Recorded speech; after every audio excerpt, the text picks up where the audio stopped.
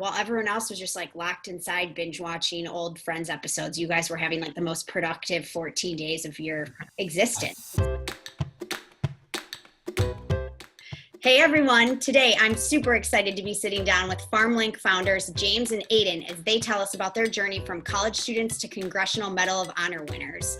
Farmlink has delivered over 35 million pounds of agricultural food to over 270 food banks across the nation since their inception.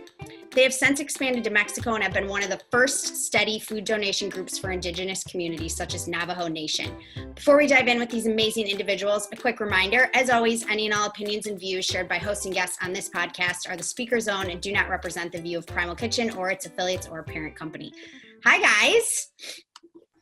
Hey Morgan. How's it going? Thanks for having us. Yeah, absolutely. So Farmlink, give me the background. What is it? How did it get started? How do you guys know each other? Fill me in. Aidan, go for it. All right, excuse my Slack message. Okay, Farmlink is a student-run volunteer nonprofit with the goal of working with farms who have surplus produce and getting that to food banks around the country instead. We started just about 15 months ago, last April, when we were reading articles about farmers having to dump mountains of produce due to supply chain breakdowns because of the pandemic. And, food banks right down the street who had lines around the block and were running out of food. We started in the beginning, just cold calling farms in and around Los Angeles where we're from. We met in middle school and have been friends since. And, we didn't know anything about logistics or farming or trucking or any of that. So we just cold called the farmers and said, hey, do you guys have surplus food? And if they said yes, we would rent U-Hauls and drive to the farms ourselves and make drop-offs at a food bank that we grew up volunteering at. Very cool. Where in LA did you guys grow up? Santa Monica. You did. Okay, cool. And did you guys go to college together too? Just actually like middle school. So we've remained good friends, but really like that 6th to 8th grade, kind of that awkward teen phase. Yeah, the middle school bond runs deep. I like it. That's impressive. Okay, so back up here. So you have no company at this point, no nonprofit. You're just like paying out of your own pocket to rent U-Hauls and fix this broken supply chain, essentially. Is that right? That's how it started. I mean, like at the beginning of the pandemic, we're sent home from university. And as it felt like sort of the world was crumbling around you, you're told to you need to stay in your house and, watch from your cell phone as all of these things are breaking down. And when our local food bank basically put out a message saying if they couldn't raise more money or get more access to produce, they could have to close their doors, we felt like we needed to do something. Awesome. And then how long did it take? How are you guys paying for this? I mean, this is not cheap. Yeah. So it was initially literally friends, family, people would give, hey, oh, that's great that you're doing that. Here's $100 here, $100 there. But ultimately what kind of took it off from just Aidan and I driving trucks to more of a national movement was it's got picked up by news organizations and ultimately the New York Times of the story. And all of a sudden Americans from all across the country were flooding in saying, hey, I have a truck. How can I help? Here, I have some money. Can I donate my time? Hey, I have a stimulus check that I don't need. Can I give it to you guys so you guys can help more people? And so that was really just a grassroots kickoff on how this started. And how fast was it from when you guys delivered your first truck to when the New York Times picked up the story? 10 days, maybe. A bit too fast. Suddenly, once we started getting all these emails and people from around the country, it was like, oh my God, we got to actually deliver here. It became very real very quickly, but that was probably the best thing that ever happened to us. That is really fast. So you guys had no clue you wanted to run a nonprofit, or were you guys already leaning that way? No, we always said this. When we started this, we were just trying to help our local food bank. It was a time of crisis, and we feel like in a time of crisis, that's when you're supposed to come together. Yeah. And so if we could lend a hand, the other things we were thinking was get groceries for, our neighbors who are older and couldn't risk going to the grocery store. So it really was started as just a small idea and has really, really grown since then. Organically just exploded. Yeah. And are you guys still in school, or what's the scoop there? I just graduated in May. I went to Brown. Cool. with some of the other founding team, like Ben Collier and Will Collier, who came in right at the beginning and helped us launch this thing. And James, you are going to be a junior at Stanford. James has taken a series of gap years. And yeah, it's a gap year number 2. So I still got some time left. Yeah, smart. It sounds like you got a lot going on though. So it's not too much of like the travel South America gap year that it's a little bit different. A little bit different. Yeah. Okay, cool. So, and were you guys on like a different path for what were you majoring in when this fell in your lap? I was majoring in political science. And James, you symbolic systems, I guess, at Stanford. But it's funny you asked, because James and I had part of the reason, we had stayed really close friends, but we'd also worked together on documentary work, like international socio-political documentary work. We had gone and lived in Nicaragua 3 summers ago to go make a documentary about students living down there and facing a crisis in their country. And we had just been working on projects like that. And it was the same day that we had the idea for Farmlink was, we had a meeting about editing one of the films we were doing. And that was kind of where I thought I was headed. And this has just kind of turned our world upside down in terms of that. Yeah. So instead of documenting these people doing these world-changing things, you just got in the driver's seat. Now you're literally in the driver's seat doing these world-changing things. And at the very first people who came in and joined us on the project were people that we knew through filmmaking or storytelling. And so, we definitely didn't know how to, book a freight truck 3,000 miles, but we did, have some idea of how to tell a story. And I think that was pretty important from the beginning. Yeah, absolutely. For sure. And how big has it grown? Like, how fast did it grow? I mean, it launched really quickly, but what's the extent of the reach now? Yeah, so today I think we just moved our 42nd million pound of fresh, nutritious produce from farms to food banks. We're operating in about 48 states across the country, as well as now kind of initially in Mexico and Canada. And we're really, really focused on how can we not only get more fresh, healthy produce to people, but how can we deliver it in a way that treats them with the most dignity and respect? So you're not standing in a line for 2 hours in the hot sun to wait for something, but it's more like going to a neighborhood farmer's market or something through schools. So really trying to increase that dignity associated with getting fresh, healthy produce. Very cool. And is there like a tech component of that, or how do you plan on solving that one? Yeah. I'm sure there's gotta be some tech play here somewhere, I feel like. Yeah. So once we kind of move past the students driving trucks in this feel-good story, and we started receiving these donations, we realized that there was a lot that we could do. Every year in the US, 20 billion pounds of fresh, nutritious produce is left on the farm in the field. At the same time, 35 million Americans are facing food insecurity. That is a solvable problem, and it's not rocket science. So we've been investing pretty heavily in actually building a technology platform that can allow us to scale our operation without having to scale kind of our overhead costs. So that's now operating today, which is helping us, along with some amazing students, to move roughly 1 million pounds of fresh produce a week. And when you say move, like they're actually volunteering to drive produce from farms? No. Just like coordinating the loads. Oh, okay. So we have a network of Got it. distribution carriers who are filling that gap. Yeah. Oh, sorry. Go ahead. Aidan, what'd you say? Sorry, I was saying we're thankfully not driving the trucks anymore. I think that was a good for the storytelling piece, but it was not sustainable for just, the health and safety of our fellow Americans who had to drive next to us. For sure. I mean, but logistics, this is like a huge problem now. I mean, even now, right? Fast forward 18 months, like we see it at Primal Kitchen. Like, I mean, just that component of it alone, like how are you guys navigating the challenges there? Because it's brutal. It absolutely is brutal. And this is like, I think the amazing thing about Farmlink is we are student-led, and I think people really underestimate what students are capable of when they put their mind to it. So a team of students has largely built up this distribution and carrier network, and they'll do all sorts of creative things from backloading to even like creating our own 3PL broadcasting network to really try to reach more carriers. And they're making it work for about 25 loads a week. So crazy. Yeah. And you're shipping all over the United States Mm-hmm. and picking up from all over the United States. Mm-hmm. Yeah. It's nuts. Cause I remember we were doing some donations through you guys, but also through other people. And I remember someone once told me that if you're, picking up food from a food bank, the most coveted items are like fresh produce because there's so much like tuna, canned beans, canned tomato sauce, and there is just like such a lack of actual nutritious, like real food that hasn't been sitting in a can for 2 years. So I don't know. That's just like was really eye-opening to me. I didn't ever think about that, but if you're, surviving on food from food bank, it seems like it's really hard to get your hands on actual real food. Yeah. Someone once told us that the very real crisis in the United States is not just people not getting enough food. It's people not getting the right food.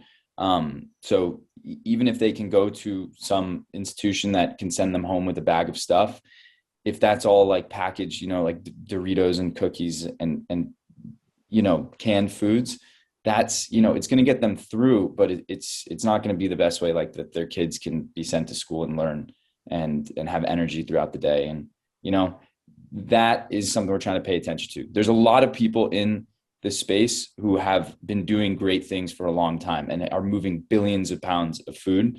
So our idea was not to like come in and reinvent that or try to be redundant and think we're saving the world. It's just like, how can we help the institutions that already exist? What can we add to them? Supplement. So is there anyone else, like any big player that's connecting farms and food donations, or not really? There's some amazing regional orgs across the country who have been doing this work, and a lot of what we do is finding different ways that we can support or supplement them. So like a classic example would be, there may be an organization that up in Washington has a lot of apples and onions that are grown there, but has no access to fruits or vegetables or peppers that may be grown in California. And so whenever we can bridge the gap between those organizations, that's what we're often finding ourselves doing. Very cool. You guys have to have some like crazy stories about, I don't know, trucks of random food or anything like that. Like I want to hear some good ones. Oh my God.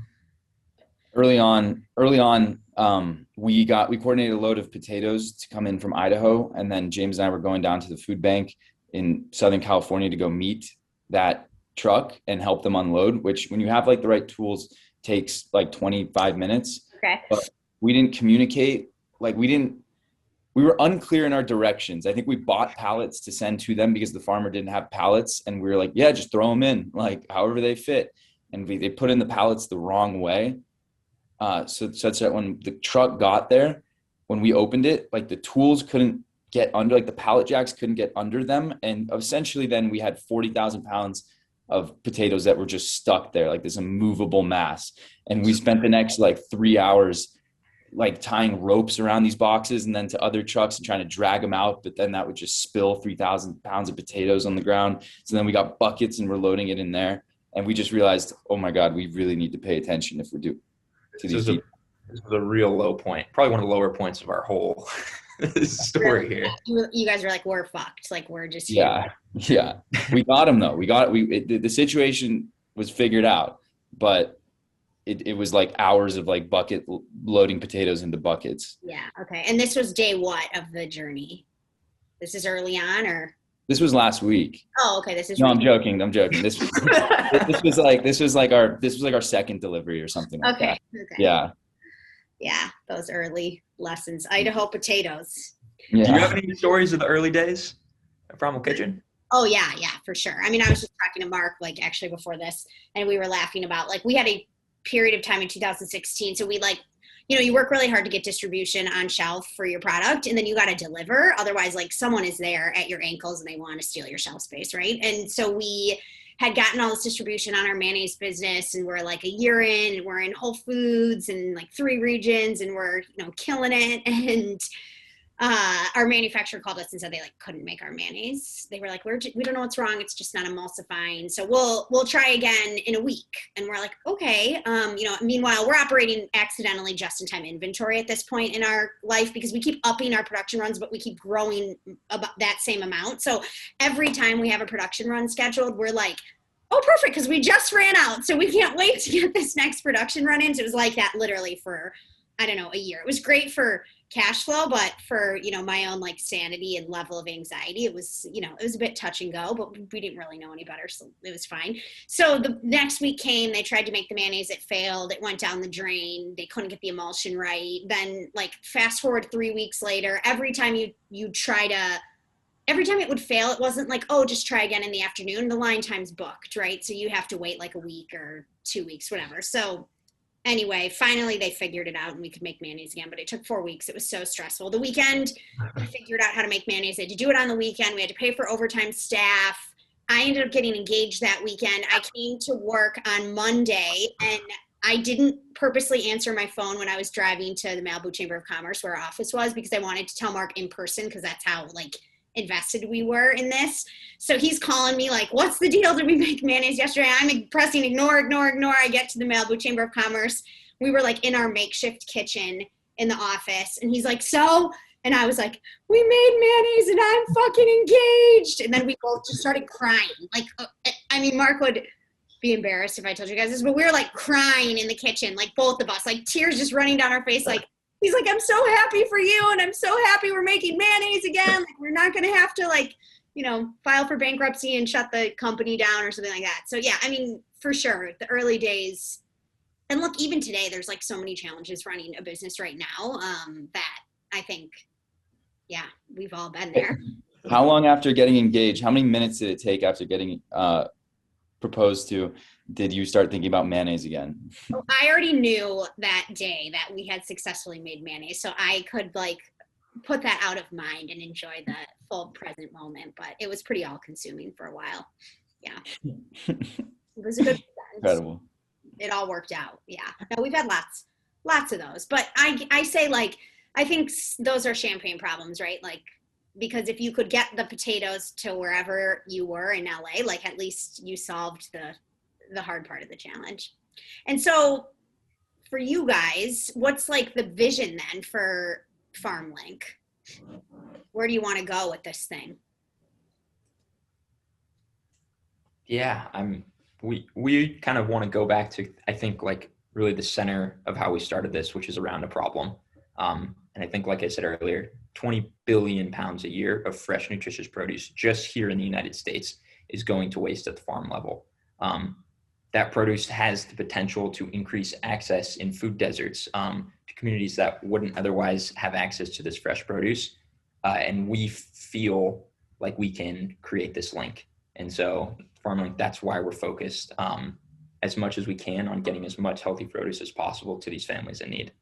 Yeah, so just keep growing. And how'd you guys get into Mexico then? Where was the link there? Well, our mindset is that, you know, the United States is absolutely not the only country in the world that grows a ton of food and simultaneously has food insecurity in the very crops that they're growing. Like, we know this could be a repeatable model internationally. That's our belief. And the kind of philosophy behind is, if we're going to do that, and if we want to move Farmlink into another country, we have to find a team of people who are actually there. Like James and I and our other leads I'm not going to be able to sit in California or Connecticut or wherever and guess what is needed in Mexico. So, you know, for Mexico, it came through a student on the team who has family there, and his cousin, I think, reached out to him and was like, I love what you guys are doing. I would love, and I know I could get that going over here. So we kind of just empowered them to do that. And we're like, you can use our name. We can give you, we have all the learnings, so you don't have to make these same mistakes with, you know, pallets loaded in the wrong way or whatever. And if you need money, we can help you fundraise and stuff like that. But otherwise, it's like, we want these kind of independent appendages to Farmlink who are very, very much have like their ears to the ground where they are. And that's the same way with how it is in Canada. So we don't enact a ton of control. The mission is exactly the same, but we want them to be able to decide what's best. Love it. And then you guys you're a company born from the pandemic. Fair enough to say, like, otherwise maybe this opportunity wouldn't have fallen in your lap. Yeah. And how has it been, like, how has that evolved over the last 18 months? Like, how has COVID played out for the mission? And are you guys seeing, like, you know, an increase in demand now? Do the demand increases as these variants surge? Like, give me the experience there. I think there's several prongs to it. Like one on like just the operational side in terms of the availability of food, the particulars of logistics, things like that, which I think James is super in tune with. But both of us also pay attention to this other aspect, which is just people around the United States and how they're paying attention to issues. Like it's kind of a unique challenge because, you know, the US wasting, you know, a third of the food we grow is not something that happened during the pandemic. It's been happening. Right. And same with these longstanding issues with the charitable food system and people not getting enough. These existed for a really very, very long time. It was just during the pandemic that it got attention because it was happening in a very accentuated way. And it was getting covered by New York Times, for example, Washington Post, where people started to pay attention to like their own wasteful habits. And so one of our challenges now is like, okay, we understand that this is something that exists and that people can more or less ignore because it's happening in the background. So how do we tie it back into ways that's relevant for each people's life? Like, for example, it plays a huge role in you know, the degradation of climate. If food waste were a country, it would be, you know, the third largest emitter of greenhouse gases behind US and China. And Really? I think, yeah, we take responsibility for kind of like letting people know that, you know, even if you don't know what it means for 20 billion pounds of food to go to waste, you know, you might feel motivated to make some personal changes because this plays a huge role in global warming, for example. Yeah. So messaging is one of those challenges. But in terms of how like the landscape changed, I mean, I'm yield to James. Really quick before we do that. So like compared to, because this is a big debate, right, in the paleo community, like eating meat and is it bad for the environment or not? How does food waste compare to like the consumption of animal products, for instance? Curious if you guys have looked at that. If you don't know, it's okay. I don't want to get called out by your audience here who may be more knowledgeable. I think both of those things play a huge role in contributing to climate change. I think agriculture is accounting for like 25% of global emissions, with food waste right around 8%, though it's not measured very well. And then I think animal products comparable, if not more. Interesting. Yeah. But that just gives like for me, just like a big picture sense of like how huge the problem is on the environmental front. Interesting. Okay. Yeah. Mm-hmm. It's when we throw out these numbers, it is so that's another challenge. It's like, you know, we say 20 billion pounds of food from the farm and 36 million families. It's like, you know, at a certain point, the human brain is just not really able to comprehend a number past like 1,000 or whatever. You know, 40,000 pounds sounds almost the same as, you know, 1,000,000 pounds. So I guess what we're trying to just show is like the experience that we've had of, you know, you can go to a warehouse now in like East LA. Was there like a week and a half ago, and I saw, you know, it was basically the size of like a football field full of peaches and tomatoes, like heirloom tomatoes and like kale and really, really good stuff. It looked like a Whole Foods produce section, and all of it was going to waste. The tomatoes were going to waste because they were too red. The kale was going to waste because it had like a 10-day shelf life rather than like the needed 11th there or whatever it was. And that's when it, you know, that's not 1 billion pounds of food in there. That was maybe a couple 100,000 pounds, but then you can contextualize it. And like anybody in the world, if they saw that, would be like completely shocked and maybe motivated to do something about it. Yeah. Yeah. Imperfect Produce does a lot. They do a lot of that in a different model though, not necessarily trying to link. I mean, this is a paid model, but yeah, similar. Similar. Yeah. We're going to need, you know, it's not just farming. We're going to need hundreds of companies. We're going to need government action. There's so many different things that's needed to really address this. With like our future of like fighting climate change, of having a carbon neutral economy, like we can't do that without addressing food waste. And so we're hoping we can get as much help as we can get from all these different stakeholders. Yeah. And then what do you hear on just like the health aspect of it from like, are the food banks like super excited to be getting fresh produce, or like what % do you think of the products that's in the food bank are actually like fresh? Yeah. So this differs all around the country and all around different communities. Areas that are more rich with produce, say like the Salinas Valley, even kind of Southern California areas, may have a greater share of produce, and then some areas in the Midwest, where it's mostly just commodity crops that are being grown, may really not have access to, or may not even have like the infrastructure, so cold storage, in order to be able to take on. So those are some of the challenges that we're kind of facing. Yeah. I think like the thing to think about here is like food insecurity in the US. It's not just about not having enough calories. It's not about not having enough of the right calories. And if we can increase access to fresh produce, we can address some of those problems that are coming from actually having too many calories of the wrong type. Yeah, for sure. For sure. So back to the COVID question. So like, what have you seen in trends since you've been along this journey these last 18 months? Anything? I was going to say, it's probably a lot similar to what you all have been seeing. Obviously, freight right now is like insane. Just trying to lock that down. With the shipping container shortage, there's like when the vaccine started to roll out, like the access to refrigerated trucks had dropped so much. So there's so many different things. Obviously, food insecurity nearly doubled in the United States amid COVID. And the stimulus checks helped kind of alleviate some of that. But also not everyone, was able to receive stimulus checks who were food insecure. So that's kind of continuing. And I think the thing to remember, and that I hope that coming out of the pandemic is we don't forget, is food insecurity has been existing in the United States long before the pandemic. It's going to exist long after. And it's been this problem that's been in the shadows that we don't really talk about, we don't really address. And I just hope that changed, and some of these images of these mile-long lines at food banks are kind of etched into people's memories, and we actually take action on this. Yeah, for sure. So that brings me to the question, like fundraising. How has that gone for you guys? Like, where are you getting your fundraising from?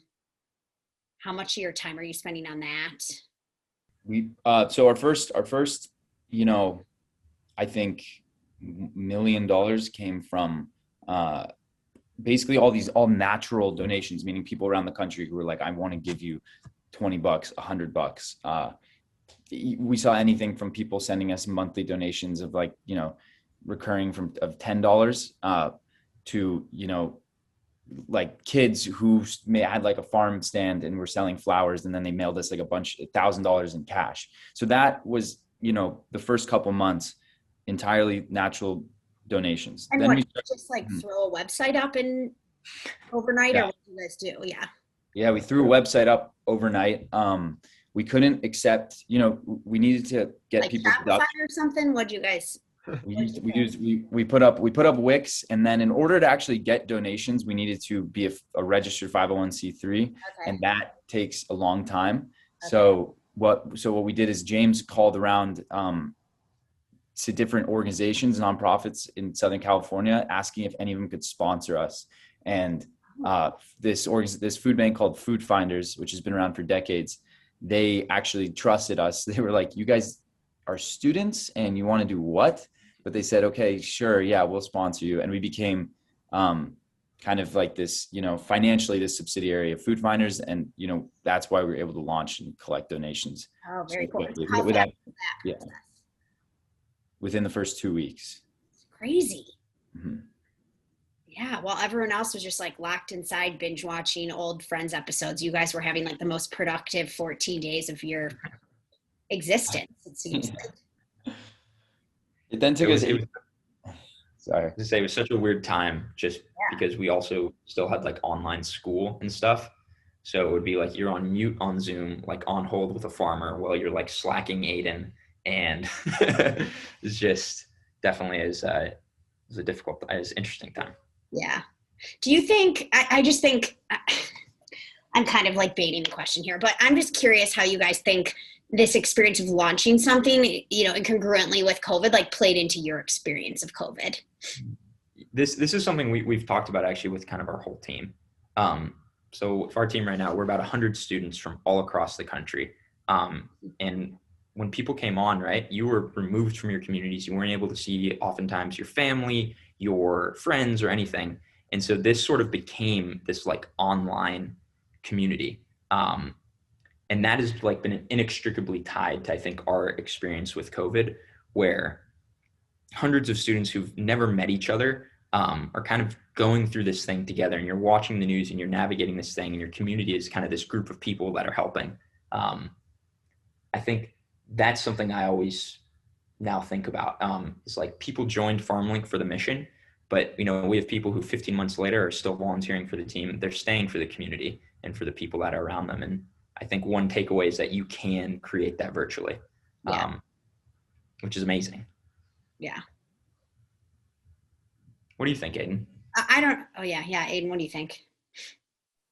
Yeah, I mean, at the end of the day, even if you believe in a mission, to stay on hold with a freight company from 11 p.m. to 3 a.m., like there's got to be something a little bit deeper there that connects with you. And that has been the people. I would say, we have students from 13 different countries, over 500 who have passed through.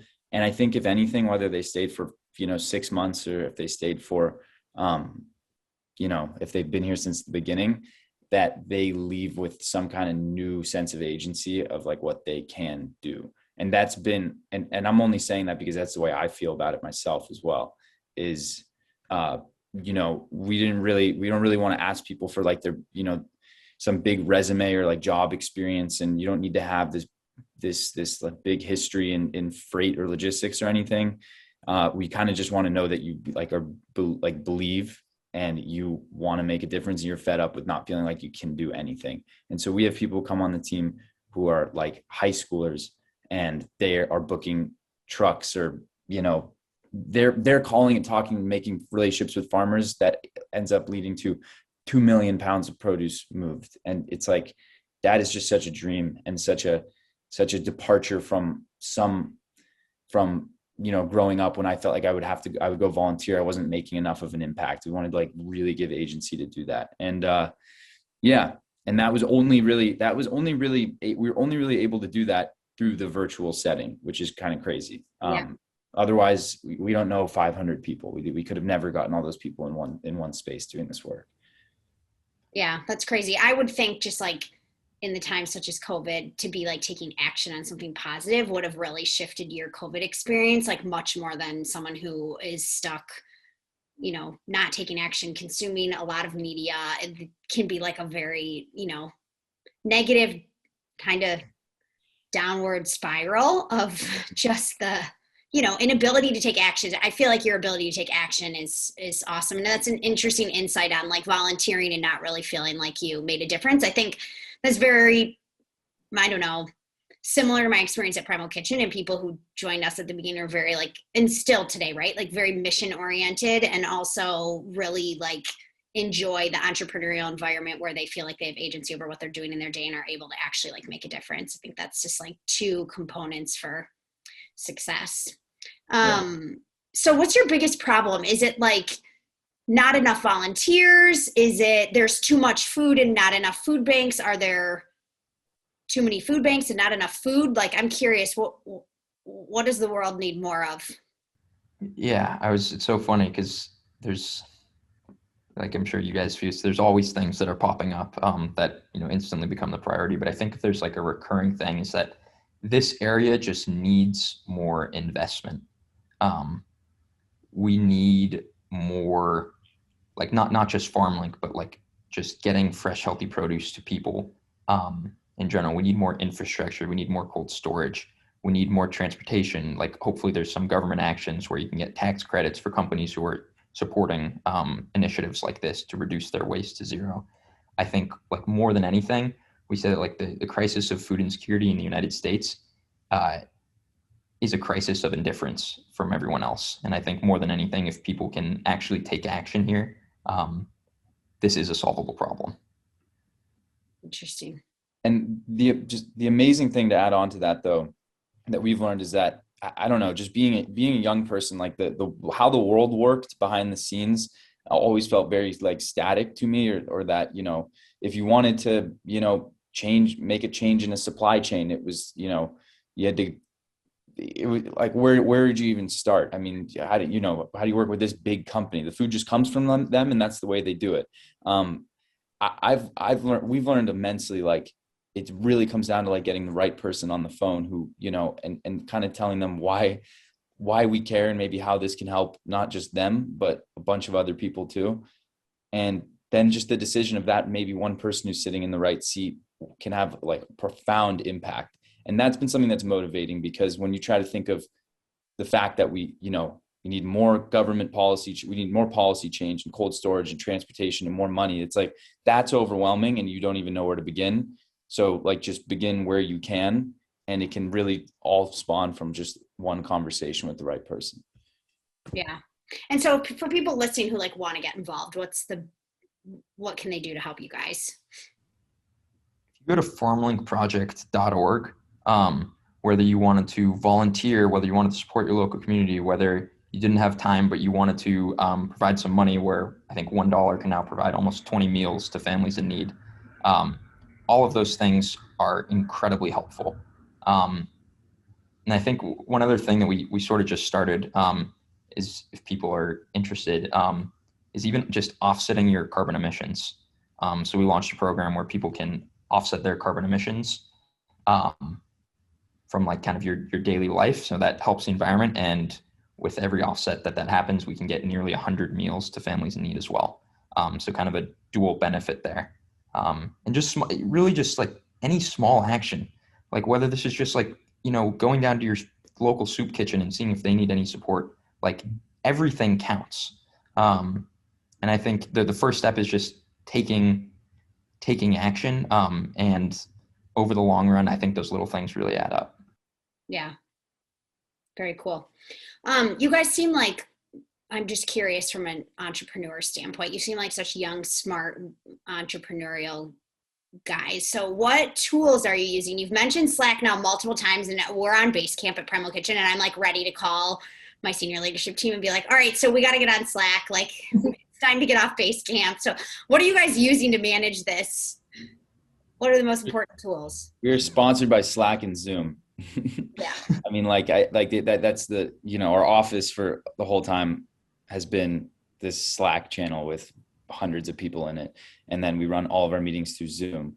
But I don't know, we're learning, there's a million different things out there that we're starting to use, like these project management tools.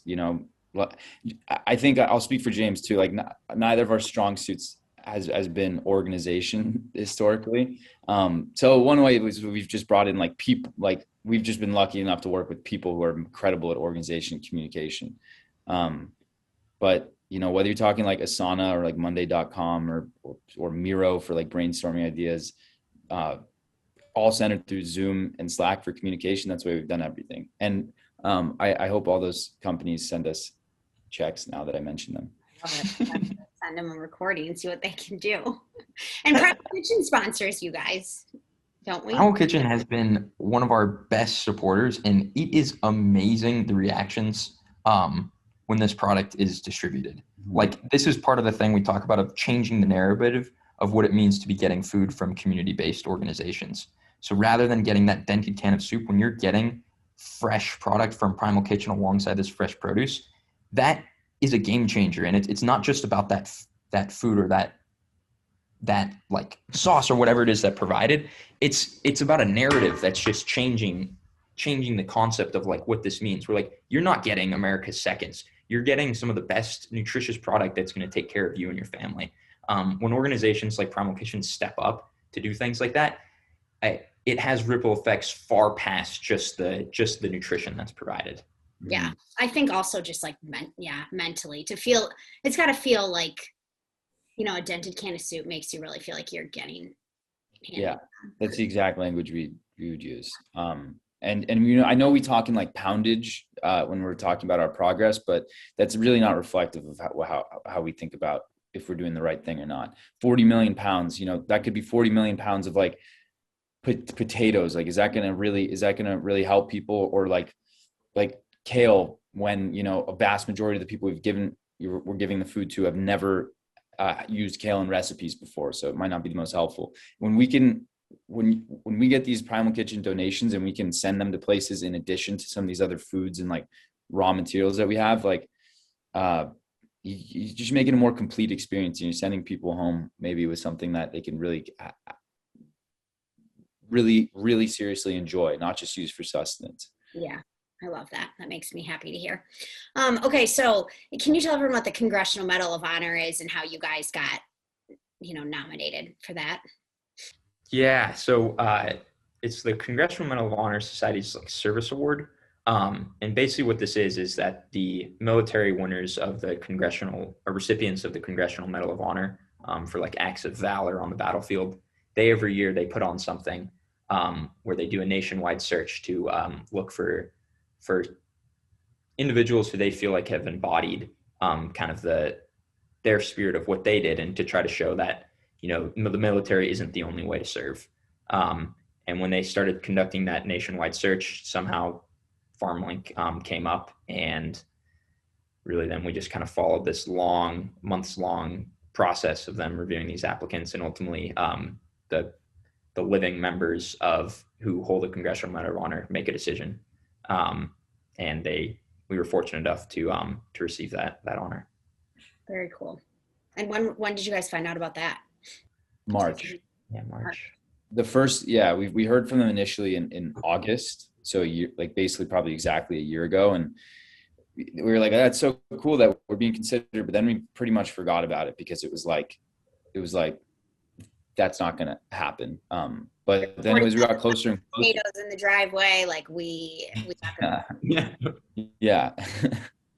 And as we got closer and closer, then we started really coming down the list, and then it became something that was like, oh, this might be real. This could be really exciting, and this could validate us, in the eyes of some people who feel like, we're just a team of students that, we're not professional or whatever.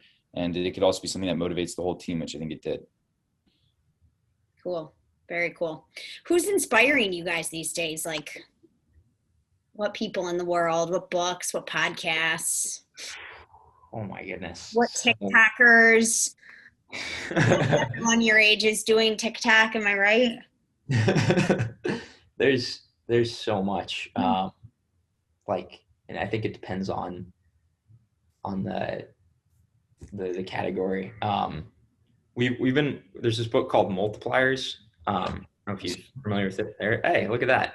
I have a copy everywhere, because James has been telling me to read it basically every other day, and I'm working my way through it. Right. But everyone read it. What's Multipliers about?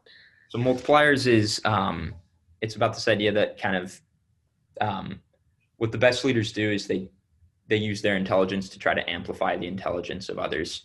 And there's some leaders who are so energizing, and they really bring out the best in everyone around them. And then there's those other leaders who are really, really brilliant, but they seem to drain the intelligence around them, and they always find themselves being the smartest person in the room.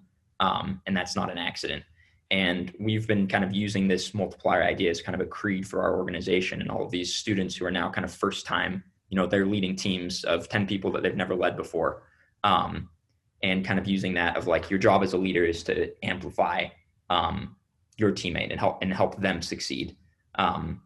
And that's been, I think, one of the most helpful things, and honestly something that's allowed us to grow really, really quickly in areas where, Aidan and I didn't know the first thing about logistics, but we're able to bring on people who can. Get out of your own way. Yeah. Yeah, we're really trying to have an antidote to arrogance here, because or come in and get comfortable with what we're doing and think that, oh wow, we're saving the world, and we're doing, and then get all high and mighty on it, because we have to stay humble and realize that there are a lot of people who've been doing this for no attention for decades of their life, and have been doing it really, really well, and know a lot more than we do. And the second that we come in and start thinking, our shit doesn't stink, and that we're, the smartest people in the room, we're just totally screwed, and we're not going to help anybody. Yeah. So yeah, that's a big part of our culture. I love it. Does it talk about imposter syndrome in this book? Because I have a serious imposter syndrome complex. So I'm going to have to read this book if is a topic. I would love a book on that as well. I think we all feel that. So maybe after we can exchange notes. All right. Well, you find one, you send it to me. Okay. I'll do the same. So what's something about you guys that people would be surprised to know, just personally? No pressure, but I've gotten people tell me like, oh, I was in a helicopter accident and the helicopter exploded. So I was like, what? I mean, some crazy stuff have come from the question. So I want to hear it. Okay, this is not even an interesting, this is, I think the assumption is that James and I'd be like super on top of it, like over life achievers, when the fact is him and I lose everything that is given to us that of value. Like on the way to South Carolina for the Medal of Honor thing, I lost my wallet the day before. I left it somewhere, and James left his suit on the plane. And it's like, so you guys are just a hot mess is what you're saying. Yeah. Okay. I can relate. I think that like, a lot of the things you talk about is very like entrepreneurial, right? Like, we're not the best at like being organized, but like, being able to get out of your own way and rally people's is a different skill set, right? So I hear you. And I can't keep track of anything. I mean, thank God for my husband, because where's my phone? Where are kids? What's going on? Yeah, I'm with you. I used to look at that trait as like a disadvantage. And to many extents in like normal life, I think it is. But I think for entrepreneurship specifically, you need to be so laser focused on what is the most important thing right now for what we're doing, that it actually sort of helps that you can't remember the little things, because then you don't get distracted and you can just focus on accomplishing that kind of like key piece. At least this is what I'm telling myself and my girlfriend so that she doesn't break up with me. I like it. You'll have to let me know how that one works out. But I think that sounds like an easy hurdle to get over. All right. Come on, James. I need something interesting that people don't know about you, would be surprised about. Interesting. You touched on the, unbelievably forgetful. Aidan's got to have some story from middle school or something. Here. I'm trying to, I think one thing that's,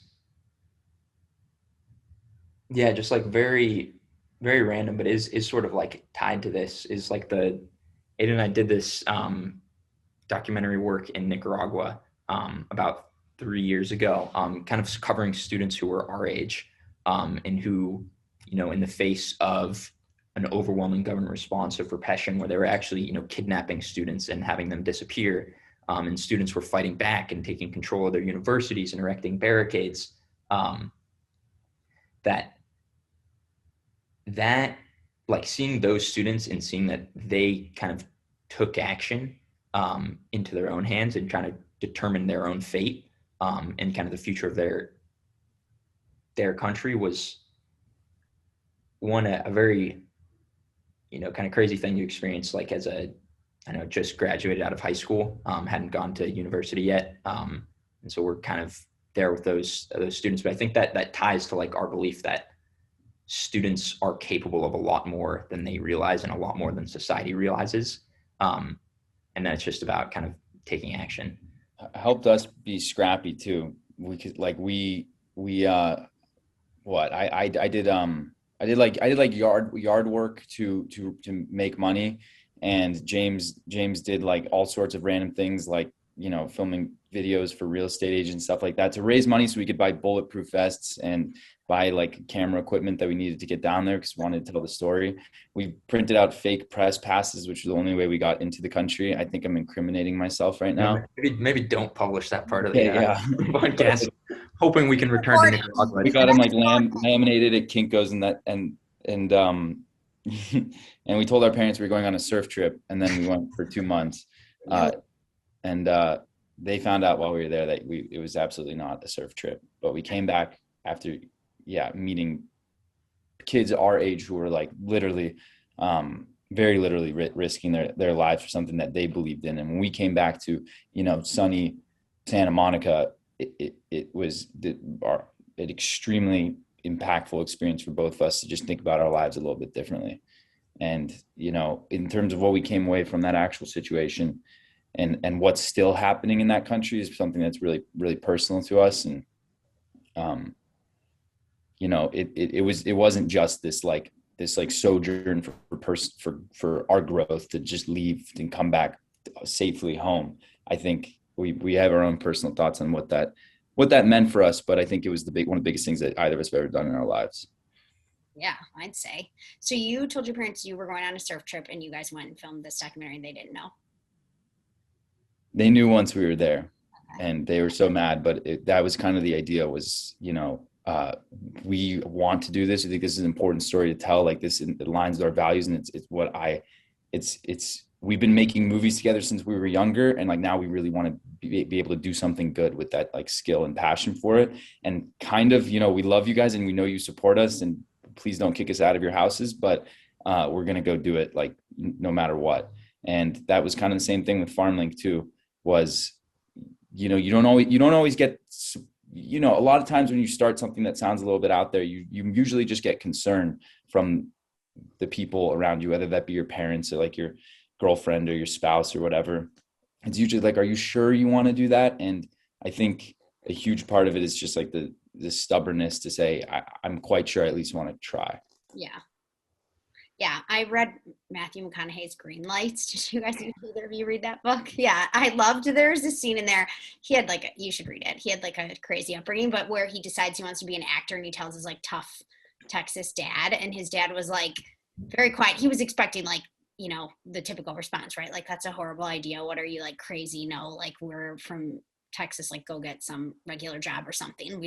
This is not like a Hollywood family. And his dad was like, thought about it, and then he's like, are you sure that's what you want to do? And he was like, yep. And he's like, well, don't half-ass it then. And I just like love that, because to be a parent and be able to look at your kid and say like, well then, go all in, I think is really cool, right? Because our parents' number one priority in life is just that we're safe. So they're never going to be the ones who are going to encourage us introducing a lot of risk ever, right? Like, they're just not going to do that. So yeah, I loved that. That's cool.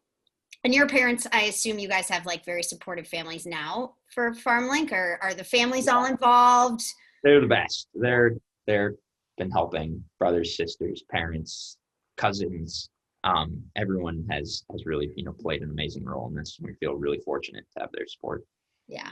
And do you guys have like activist parents, or like, are your parents into philanthropy, or like you both seem very like mission driven, just the lifestyles you've led and the surf trip and everything. Like, what do you think was like unique about your upbringing to get you guys where you are? Interesting. I don't know if Aidan and I necessarily, whether or not we have the same thing. I think like more than like philanthropy or things, it's just more about like a service and like what can you do for others, and whether that just means like the people directly around you and trying to help improve their lives, or people who are just like finding different ways to serve has sort of been like a constant from our family, or kind of just like the different organizations, communities that we've been a part of. And so I'd say like if that's like a guiding principle, and like it's not thinking about like what can the world do for me, but like what can I do for the world, it like generally kind of helps with some of that stuff. And what did that look like growing up for you? Growing up, I mean, it's like, so it's do you ever think about this? Like, I feel like life sort of just happens, and then we retrospectively assign all these narratives, and we tell this cohesive story about how this led to this and that, and I don't know if that's really how it happened, but like I think vibe. The storytellers that we're always like so aware of that. But yeah, I mean, everything from like the school that we went to was big on service. The kind of projects that we would work on, we like created a community service app that would let students volunteer, because we were so frustrated with our volunteer experience, and we wanted people to do things they actually cared about, and so trying to make that easy for students. Like, just I think a lot of like little things sort of led up to this. So like in this moment when there's this crisis, it's like, of course we're going to do something. Yeah. What about you, Aidan? Yeah, I don't know what I'm going to say that James didn't say, but like, yeah, I know both of our parents are involved in like cause focused. I mean, like whether it's in the Nature Conservancy here in California, or, my mom does documentary work, like, and James, I know your parents have been a long time involved with similar things. The school that we met at, like, its motto was serve, lead, flourish, and whatever. School is this, by the way, what school is this? It was just a small middle school in the kind of between Santa Monica and Palisades, in between Santa Monica and Malibu. But yeah, we had our community service requirements and everything and that stuff. When you're a little kid, you're like such a drag. It feels like for you to go and volunteer, you can't really connect with why you're doing it or anything. But as you get older, then you just kind of realize that you're in an environment that we both grew up in, an environment that very, very warmly received the idea of giving your time, your effort, your money, your brain power to helping other people. It was that there's very, very, very rarely been a time in my life where I felt like I had to be pressured to get on a certain track that was going to benefit me financially or whatever. And there's always been that you need to survive and everything. But if you're going to go and do something and commit yourself to, a project that will help other people, like, we are going to love you and accept you and support you in that. And that's really important, because otherwise maybe I would have been too afraid. I'm not sure. It would have been too nervous of like rejection if I was younger to start getting into some of these things. And that never felt like it was going to be the case. And it's true. Like, as soon as we started publicizing what we were doing, it was the community first that came out and said, we want to support you. And I think that's pretty important. Yeah, I agree. I have 2 little guys, so I'm like always curious, like, all right, what did the parents do right here? Because we got like very ambitious, very smart, motivated young men who are like out to change the world. So it's super cool. Thank you guys so much. This was like awesome. It's great to get to know you more. I'm endlessly impressed with the work you're doing, and glad Primal Kitchen can help support. And yeah, I just want to remind everyone that you can check the mission out at Farmlink by going to farmlinkproject.org. You guys have a big presence on Instagram, Farmlink Project at Farmlink Project. So we'll check you out there. And thank you guys so much for coming. It was great to meet you. Thank you so much, Morgan. Appreciate having us, and also it's great to meet you. Yeah. Thank you, Morgan. Thanks, guys.